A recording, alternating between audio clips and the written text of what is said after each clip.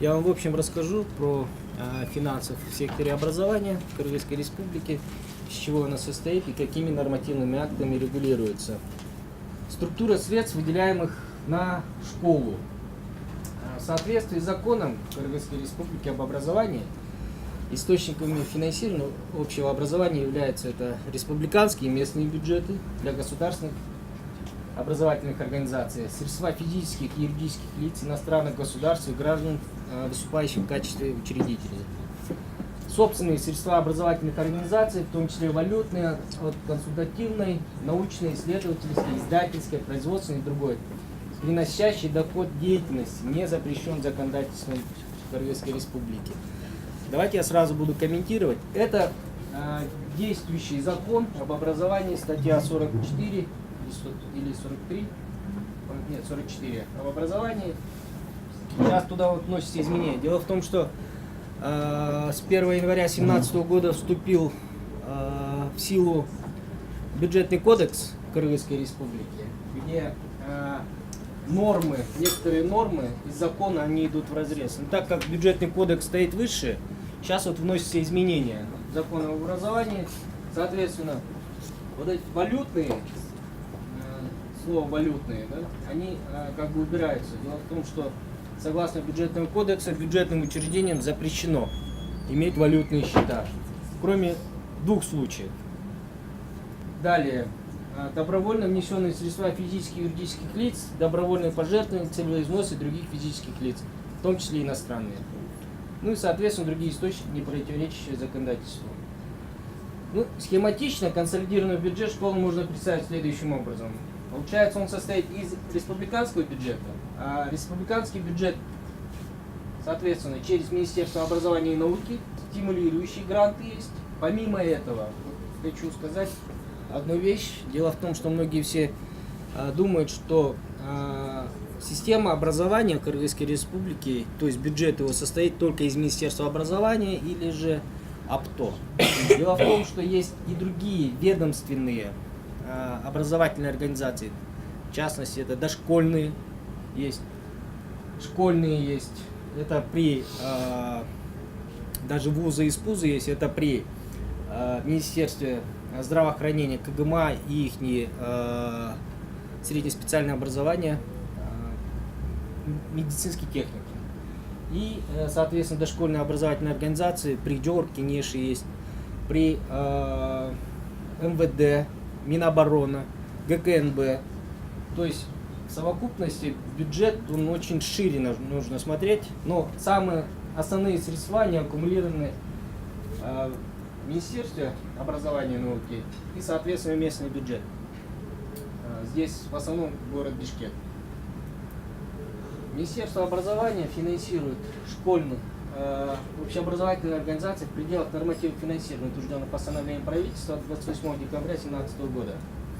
Помимо этого, через Министерство образования проходит бюджет развития. Это программа госинвестиций, которые финансируются международными организациями, официально которые проходят ратификацию, и, соответственно, они идут через бюджет. Это Европейский Союз, Всемирный банк, АБР. Помимо этого, централизованно, помимо смет школ, министерством финансируются как бы централизованно учебники, организационная техника и мебель. Это школам. Они закупаются в основном только регионам. Ежегодно на учебники предусматривается порядка 120 миллионов. Ну, оргтехника и мебель меньше, где-то от 20 до 30, зависит от тех средств, которые были, как выделяются из бюджета. Стимулирующие гранты. Положение утверждено в 2015 году, его переделали. Последнее постановление его 21 апреля номером 230. Это тоже очень важный источник. Он в основном выделяется органам местного самоуправления при подготовке проектной заявки. Вот как раз таки он и является, я вам потом еще расскажу про Стимфорд. Спецсчет, на котором учитывается поступление средств от оказания платных государственных услуг, спонсорской помощи, благотворительной помощи и отчисления от международных институтов или же научно-исследовательской работы. Если вернуться назад, видите, собственные средства образовательных организаций, в том числе валютных, государственных, это действующий закон. Специальный счет — это уже на основе бюджетного кодекса. Здесь нету слова валют. Его убирают, он как бы идет в разрез уже. То есть норма, которая заложена в законе, она уже не работает, соответственно, уже вносит изменения. Соответственно, специальный счет, он как бы вот эти вот средства, которые вот учитываются в виде спонсорской благотворительности, они все должны учитываться по смете специального счета. Местный бюджет. Согласно 302 постановления, общеобразовательные школы финансируются только за коммунальные услуги, приобретение прочих товаров и услуг, ремонт и услуги по содержанию состояния имущества. Есть примечание: финансирование общеобразовательных организаций города Бишкек осуществляется за счет бюджета города по всем статьям расходов и экономической классификации расходов. То есть начиная от заработной платы, заканчивая уже и капитальным ремонтом и строительством за счет города. Это единственный, получается, у нас муниципалитет, который обеспечивает общеобразовательные организации на 100% сам. Постановлением правительства 302 о переводе общеобразовательных организаций от 2013 года есть разграничение того, что из республиканского бюджета через Министерство образования и науки финансируются расходы государственных образовательных организаций за исключением расходов на коммунальные услуги и содержание зданий и помещений. Ну, расходы районных управлений и методическая работа финансируются 100%, а расходы по фонду оплаты труда дошкольных и нешкольных организаций и только расходы по фонду оплаты труда. А все остальные расходы за счет органов местного самоуправления. Сейчас у меня вопрос. Деньги есть? Есть. Вот только недавно, когда задание у нас было по фотографии, Давайте. и вот здесь было такое задание, не задание, сказали, дополнение, которое написано черным шрифтом, да?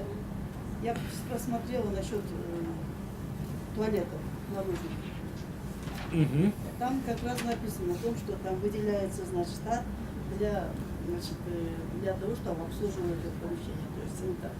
Санитар. А где мы возьмем штат? Вот хороший вопрос. Очень хороший вопрос. Дело в том, что мы сейчас вернемся Это на один директора слайд назад. обязательно зададут. Да. Хорошо.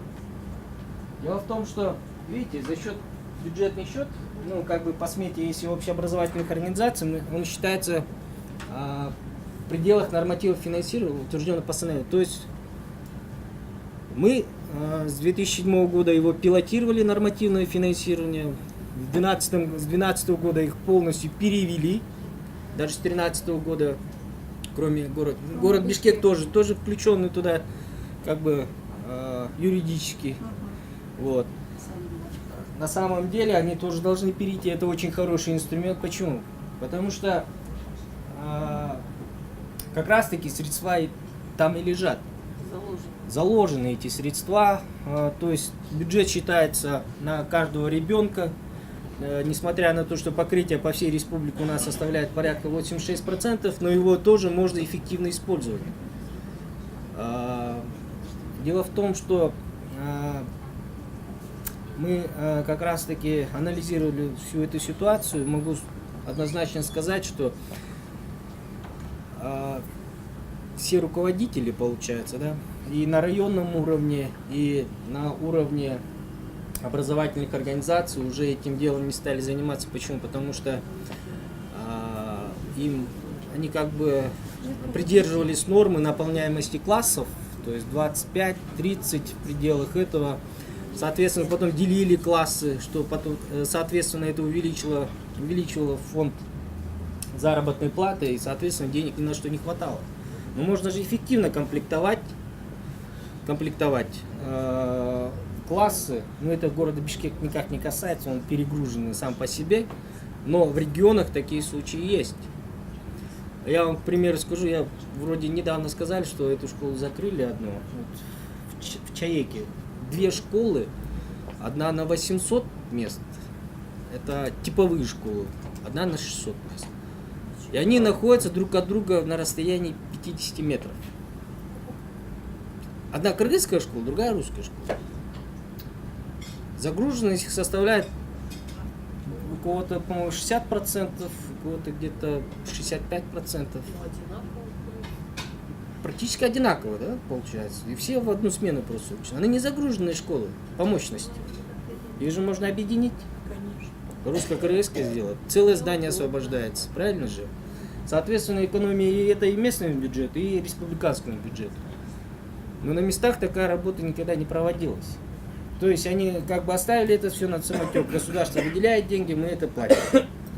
Но при этом, Сокращение рабочих мест, соответственно. неудобства Ну, для смотрите, детей, всё равно в же- первую смену удобно отучиться? В типовых штатах же все равно нет такой единицы обслуживания наборного туалета. Ну почему же родители же хотят русскую школу? Да. Нет, ну это уже как бы, Поэтому ее же все равно выдерживают, нет. поэтому две То есть школы даже вот если у меня, допустим, Другого есть класса, экономия другого средств, класса, я могу на это просто потратить, предоставили. на основании чего я вожу такую На основании, опять же, постановления правительства 302 А в там пределах нормативного финансирования, где там норма гласит о том, что вы можете как бы финансировать те штаты в пределах своего фонда.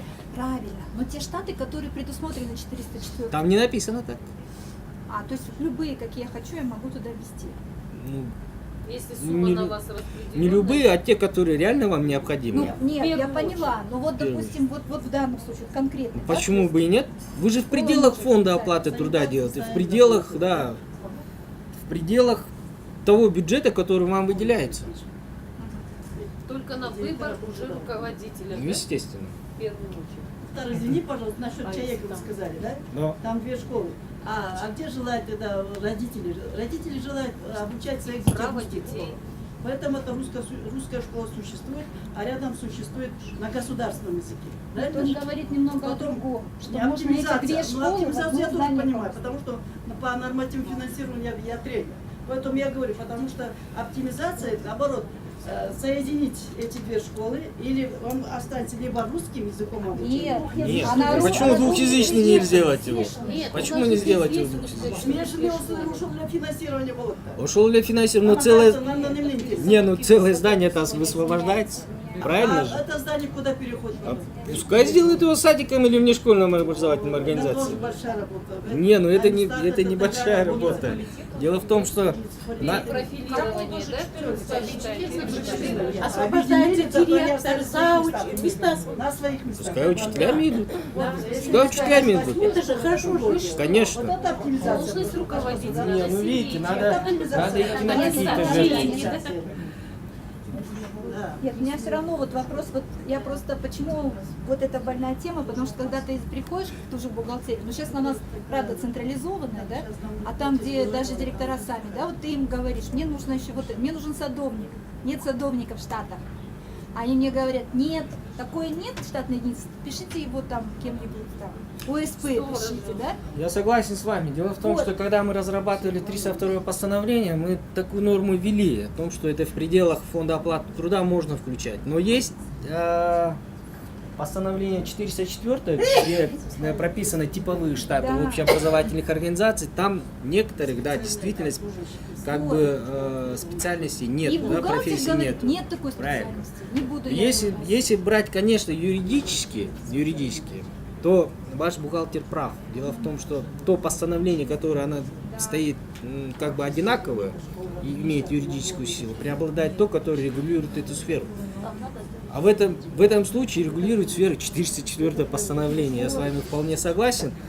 И, соответственно, туда нужно будет вносить изменения. Еще вносить в норму. Потом Мы как это, раз таки смотрите, уже предлагали о том, чтобы системные внесли норму и администраторы сейчас тоже, они уже необходимы в школах, Новые, да, а их там штатные нет. единицы. Садовники, вот Нет, обслуживание системный набора администратор, мы обсуждали этот вопрос, это можно возложить на учителя информатики. Нет? А оплатить ему как? Две ставки учителя Это информатики. постановление 404 вообще интересное, да, постановление? Видите? Мирволсовы говорят, ладно, можно вам сделать такое, что вам нужно. Целях. На Но самом при деле этом мы этом нет, собираемся да. Не, а вот, разработать, делать над садовника, заработать например, нельзя, ты вот. говоришь, а там не разрешают, не поймешь. Или это Единственное, что можно ли на основе Или вот в данном делать случае трудовые соглашения с привлеченными Уборщик, значит, специально обслуживающий персонал. Можно, только за счет санитарное состояние, специальных которое средств. мы говорим. Мы можем это взять этот штат можем сделать? Нет. Ну, Если в получается, 404 что здесь написано, санитарное состояние в общественных школьных уборных обеспечивает специальный обслуживающий персонал.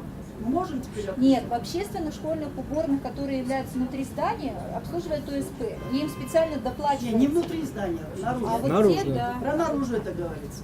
Так, можно мне Ну, еще? конечно. Если вы тут в этой сфере эксперт, то можете взять на карандаш. Смотрите, Давайте. Нижняя Ловче у нас рядом с городом. 4 смены учатся мои дети. 4 смены. В 9 часов ночи приходят. Утром в 7 начинается. Что за качество образования? 0. Раз. Подождите. Но при этом 20 метров от этой школы находится сельский совет, в котором сидят огромное здание с флагом. Сидят 40 человек, ничего не делают. Подождите, это вот такое место между Советской улицей и Акбусово. Здесь ну, где-то метров 100, наверное, вот эта площадь, которую можно отнести к городу, взять этих сельсоветников, убрать, отдать в школу, вместо школы. Куда это нужно обращаться нам? Нет, Кому Ну, должны вы никуда писать? не сможете это обратиться. Премьер-министру? Чтобы его, ну, как бы я в этом, конечно, не эксперт, да, нужно же его реконструировать, сделать Нет, ну его... это что за Это они так нонсенс? решения, а вообще это положено или нет? Там тоже прием граждан идет в этом сельсовете. Ничего это не делается, мы это много раз уже. Там, Это здание из ничего. разных ведомств вообще. Да. Это просто они получают, сидят и получают деньги. И Поэтому- поэтому они за это держатся. Вот площадь вот такая, 100 метров. Значит, нужно Ну, построить добавь ты его к выход, городу. новая школа нужна, необходима в том районе. Ну, как Ну, раз 4 мы смены как раз это дойдем до нереально. этой Ну, темы пожалуйста, еще. ну, Мы вы как раз еще возьмите дойдем это до на этой темы. карандаш, а? Хорошо. Но Может быть, хоть какой-то голос там что-то повлияет. мой голос сейчас Это- уже никуда не это влияет. Мы даже не знаем, куда писать. Там обратиться. Как эксперт, конечно, я могу посоветовать. Сейчас как раз мы дойдем до этой темы, и, возможно, подсказка там Я лежит. просто удивляюсь. У вас еще вопрос есть по этому слайду? А вот тогда можно такой вот вопрос. А мы вообще, вот как бы низшее звено, мы можем писать, допустим, Низшее звено это кто? Ну, школа. Школа. Мы самое уже последнее, да, звено в этой иерархии. Мы Школьное можем, учреждение. да, мы после можем вас. писать, не, я как бы для того, вы меня сейчас поймете, о чем я говорю. Мы можем сразу писать письма, допустим, Премьер-министр. вот в правительство о том, Да. что необходимо в 404 внеси постановление. Или мы все-таки должны регламент соблюдать и строго в РЦО дальше. Может, это будет вообще долго. Вы имеете право написать даже президенту. Вам как бы никто не запрещает. Но вопрос опять-таки, давайте рассмотрим с точки зрения того, что потом как это все воспримется. Сидя, я вам да, скажу одно, вот сидя в Министерстве образования, не выходя, допустим, за его пределы, мы как бы ориентируемся на ту информацию, которая только нам поступает. Вот поступает информация, мы ее собираем и, соответственно, вносим изменения. Мы его анализируем, только потом разрабатываем нормативный акт и вносим изменения. Если не поступает информация, соответственно, мы думаем, что там все хорошо. То Ну, есть если вы, да, Министерство да. образования можно писать. Министерство образования обязательно, вы обязаны написать туда, если есть какие-то моменты, которые, наоборот, тормозят работу. В РЦО, конечно, тоже можете написать. РЦО нам напишет.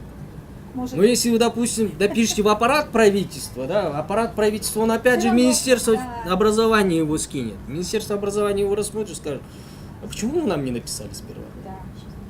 Вот поэтому, Вот поэтому лучше написать сразу в Министерство образования, по инстанции. Да. Если Министерство образования, и тому, и министерство, да? если вы как бы в Министерство образования напишите, если там не будет никакой реакции, вы можете повторно написать, что нет реакции.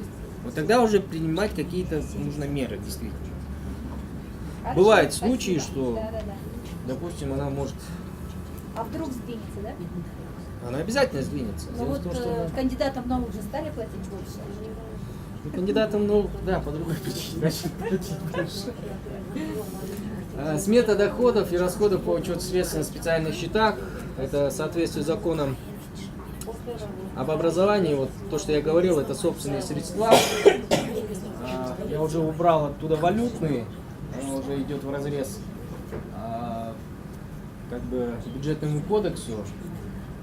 Надо будет обратить внимание, что все вот эти доходоприносящие нормы должны учитываться на специальных счетах. В смете. Еще вопросы? Нет вопросов по этому? Вопрос только в одном. Каким образом можно в смете указать добровольные пожертвования? Вот я же не знаю, сколько их будет.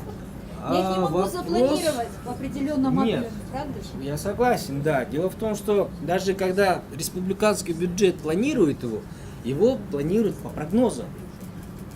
По прогнозам его планируют, допустим, прогнозы составят в виде доходов у нас порядка, ну где-то, скажем, если в государственном масштабе взять, в республиканском масштабе взять, это как ежегодно делается. Минэконом делает прогноз, доходы у нас составят порядка 130 миллиардов. Начинает работать министерство, разрабатывают свои стратегии, бюджеты и выходят на расходы в объеме где-то 150 миллиардов. Уже с разрывом где-то 20 миллиардов.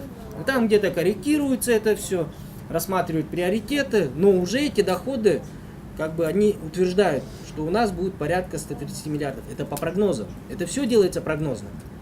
Но если вы заметили, ежегодно бюджет вносится изменения.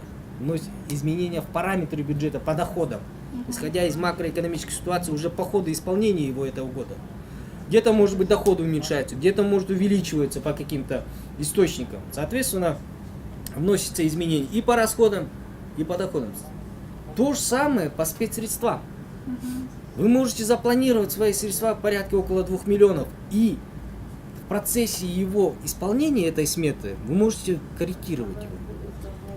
Вы вносите предложение, как руководитель организации, вы уже прогнозируете, что у меня где-то за это полугодие поступило столько-то средств, которые я запланировала. То есть это меньше, либо больше. Соответственно, на второе полугодие, либо же четвертый квартал, вы планируете, что у вас больше денег поступит, либо меньше денег поступит. И корректируйте на эту сумму. Но ответственность за то, что я меньше собрала, несу я. Ну да. Ну да. Ну да. То есть- Ну, от добровольных пожертвований, допустим, 100% никто не спрогнозирует его полностью. Но если у вас же есть, допустим, еще и другие Нет, у нас доход есть, приносящие да. нормы, Да, да. такие как от образовательной деятельности, да, дополнительное дополнительное образование. Вот вы его да. спрогнозируете на 100%, пожалуйста. Если Потому у вас что- денег больше поступит, этих денег никто не сможет у вас забрать. Сверхсметы, которые доходы поступают, раньше, да, была норма, что они уходят якобы в бюджет. Но это опять же из-за незнания законодательства. Деньги, которые собраны образовательными организациями, которые сверхсметы, именно образовательных организаций, они никогда не уходили в бюджет. Они оставались в образовательных организациях, и на следующий год их переутверждали просто, и все. А были такие образовательные организации, которые просто не знают законодательства. Именно законодательство, как работать с финансами. И они, соответственно, когда приходила счетная палата, они думали, что вот у меня сверхсметы, эти деньги заберут, счетная палата пишет, и они начинают там ходить с ними, разводить. Нет, не забирайте деньги, не пишите, пусть эти деньги у нас останутся. На самом деле никто не имеет права забрать эти деньги. Да, они были защищены. Мы даже, счетная палата один раз не послушала, написала где-то порядка, 73 миллиона забрать в ОЖГУ, что ли. Да. Мы ходили там в совете, это все отстаивали и отстояли, потому что были защищены законом. Хорошо. Поэтому нужно действительно изучать финансы. Особенно это касается руководителей, самих руководителей. В принципе, их немного. Так, организация действий по привлечению средств на повышение безопасности образовательной среды. Да? Ну, мы его поделили как бы на 5 шагов. Это инициировать деятельность, например, ремонт, реконструкция или строительство образовательных учреждений. Оценка потребностей, подготовка проектной заявки, финансирование, мониторинг и оценка. Если пошагово сейчас мы его рассмотрим, это вот выглядит следующим образом. Инициация ремонта, реконструкции или строительства образовательного учреждения производится в следующих случаях. Это либо переполненность классов, и видимые существенные повреждения здания. Других предпосылок я не нашел. И стороны, инициирующие ремонт, реконструкцию и строительство образовательных учреждений. Это органы местного самоуправления, администрация общеобразовательного учреждения, Министерство образования, Государственное агентство архитектуры и жилищно-коммунальному хозяйству, при правительстве, аппарат правительства, Джоркинеш и аппарат президента. Вот как раз таки ваш вопрос обсудим. У вас вот переполненность классов. Вот правильно же? Да. Переполненность школы. 4 смены. 4 смены 7 учителей. ступеней надо Вы можете инициировать необходимость, допустим, пристройки его, либо же строительство нового общеобразовательного учреждения. Вы уже доказываете на бумаге, что у вас 4 смены учатся, детей некуда девать, соответственно, качество падает. Обращайтесь в органы местного самоуправления, Министерство образования, Госагентство, аппарат Джоркинеш и аппарат президента. Вам этого никто не запрещает. То есть родители могут написать... Вот Зачем эти родители? 7. Вы напишите. Я не Она же и директор. родитель. Я не директор. А, я вы родитель, да? Конечно, можете написать. Значит, Ну, давайте я думаю, вы же Писать, директор. не писать. вот в эти 7 Директор всё равно инстанций сам не или может решить сначала это в органы вопрос, правильно? самоуправления, потом Вы как родитель можете по всем инстанциям сразу написать. сразу Скажут, Да. она не собрание, родительский совет, коллективно надо с подписями, со всеми делами. И это Оценка вот без потребностей, резонанса. виды потребностей в ремонте, реконструкции. Это дефицит учебных мест где надо. в общеобразовательных учреждениях, аварийное его состояние, Аварийность.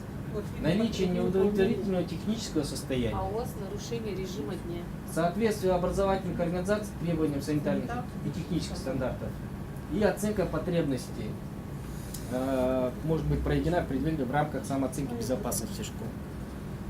Ну, соответственно, и можно обсудить его на попечительском или периодическом совете школьной конференции. Подготовка проектной заявки и источники финансирования.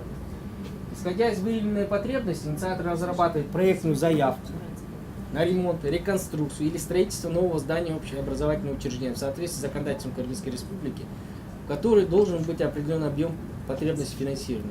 Но вы как родитель, вы можете только обратиться. Если его на заметку возьмут, скажут, что необходимо будет уже выявить необходимость его в строительстве либо реконструкции, они соответствующее поручение дадут соответствующим органам, это либо органы местного самоуправления будут, либо же госагентство по жилищному строительству. Они уже сами определят, если это строительство, сколько необходимо средств, либо же проанализируют насчет реконструкции, либо пристройки. И они уже сами будут определять финансирование. Источники финансирования – это капитальные вложения, республиканский бюджет, стимулирующие гранты, фонды развития регионов и донорская помощь. И капитальные вложения с 2015 года – это не только строительство, но и ремонт тоже общеобразовательных организаций. Да, с 2016 года, если не ошибаюсь. Им передали функцию капитального ремонта общеобразовательных организаций тоже.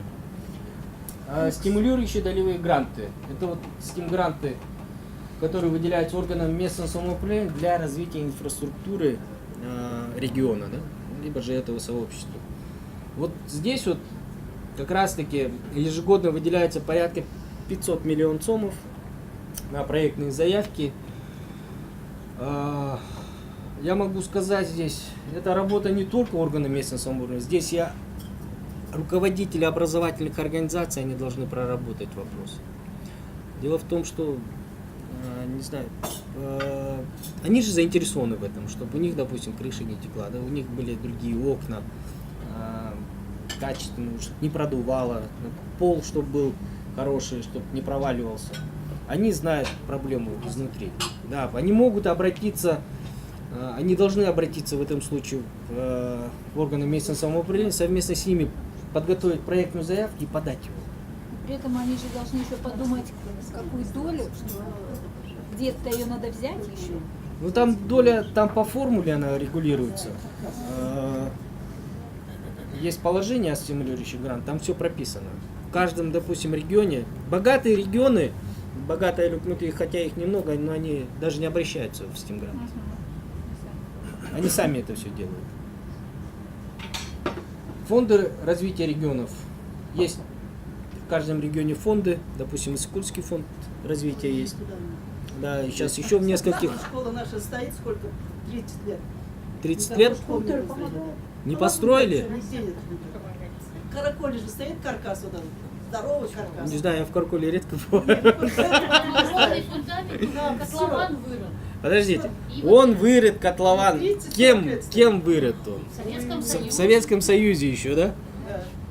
Еще стоит каркас, там несколько Каркас еще этажей. стоит. Три Дело в том, этажа. что вот осталось. смотрите, вот капитальные вложения, да, это республиканский бюджет. Дело в том, что это как раз таки самое больное место по строительству. Там очень много долгостроев. Исходя из чего это выходит? Исходя из того, что ежегодно, допустим, потребность в строительстве школ большая, и, соответственно, из каждого региона есть свои представители, да, можно сказать так. И они начинают проталкивать свои объекты. И начинается вот эти вот всего выделенные 2 миллиарда делить на эти все объекты. И объекты образования, здравоохранения, культуры, я не знаю, там еще силовикам еще, да. Ну, силовикам я вам скажу, что это последние только 2 года за счет российского гранта, тем более. Не за счет республиканского бюджета, а за счет российского гранта это было. И вот начинают его делить. И когда делят его, я не знаю, чем они там думают, но они делят его 1 миллион в этом году дадим, да, этому там 500 тысяч, этому 3 миллиона. Ну, естественно, ему И хватит только на получаете котлован, да? никому и всем, Вот о чем никому. речь, да. Вот, но, по-моему, за последние Да. за последние 3 года они стратегию поменяли, они решили, что сперва те, которые на 70-80% готовые школы, они сперва их завершат, а потом уже будут строить и принимать заявки на другие организации образовательные, которые необходимо построить. Фонд развития регионов. Тоже не хороший источник, ежегодно выделяются деньги, у них есть деньги, соответственно, они тоже могут рассмотреть заявки на строительство, либо же ремонт образовательных организаций. Только вот надо с ними работать. Донорская помощь, они могут поработать на ремонт, реконструкцию. В этом случае я могу отметить, из того, что я знаю и помню, это Мерсико, ВПП ООН в рамках программы по горячему питанию. Они во многих школах сделали столовые, сделали как бы туалет, по-моему, им сделали. В общем, санитарно они улучшили вот эту ситуацию. Это Мерсико и ВПП ООН. Так, все, оказывается.